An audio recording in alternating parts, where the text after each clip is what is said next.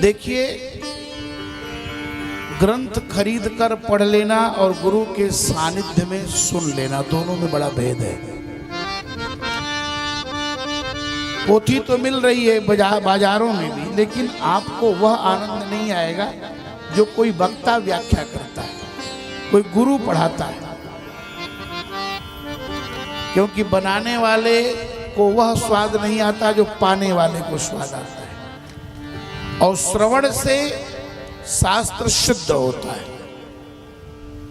जितना अधिक सुनेंगे उतनी ही सिद्धि प्राप्त होगी। व्यास जी नारद जी से प्रश्न किए तो नारद जी ने उनके चिंता का कारण समझते हुए निदान के रूप में भागवत की कथा सुनाई और कहा, यह भागवत मेरे पिता ने मुझे दिया है और इसी का तुम विस्तार करो, उपबृंहण करो। व्यास जी ने नारद जी से वह भागवत प्राप्त किया और उसी का विस्तार किया।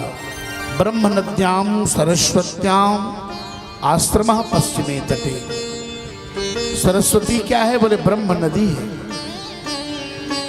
सरस्वती ही ब्रह्म नदी है और उसी नदी के किनारे आश्रम है जिसका नाम है सम्याप्राश। समी कहते हैं सन्यासियों को।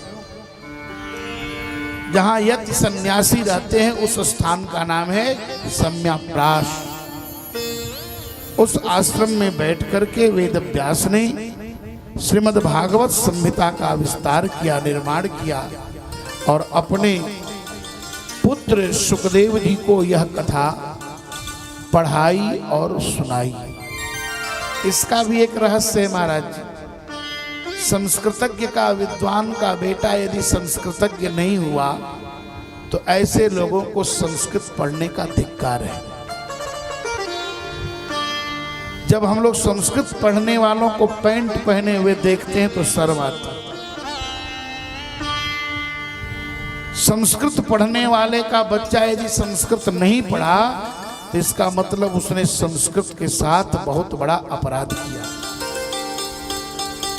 और आज यही कारण है कि संस्कृतज्ञों के बच्चे अंग्रेजी पढ़ रहे हैं और पता चला कि कहीं किसी स्कूल से शास्त्रीय आचार्य कर लिए, जब कहीं नहीं नौकरी मिली तो एक्सपर्ट से मिल करके उसको, विद्वान लोगों को हटाकर उसकी वहां नियुक्ति कर दी जा रही है। ऐसे बहुत सारे देखे जा रहे हैं जो विभागाध्यक्ष बने हैं लेकिन ABCD का बोध नहीं है। ये स्थिति है महाराज। संस्कृत पढ़ना संस्कृतज्ञ के लिए अत्यंत आवश्यक है। ये कान खोलकर सुन लें।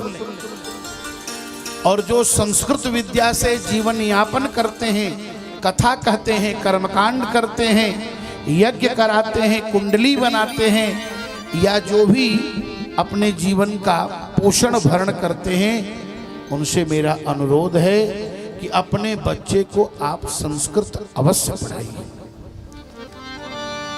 क्योंकि ये ब्रह्म विद्या है। इससे आपका भी कल्याण होगा, समाज का भी कल्याण होगा और राष्ट्र का भी कल्याण होगा।